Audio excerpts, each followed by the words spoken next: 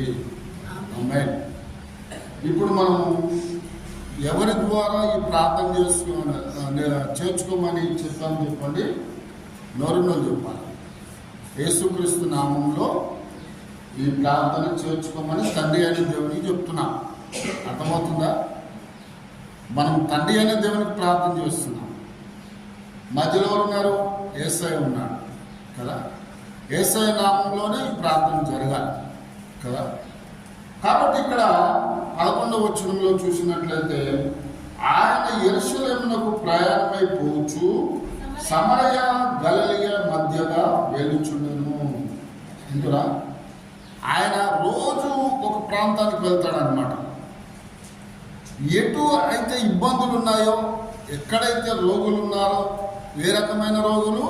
శారీరకమైన రోగులు, ఆత్మీయ రోగులు కదా.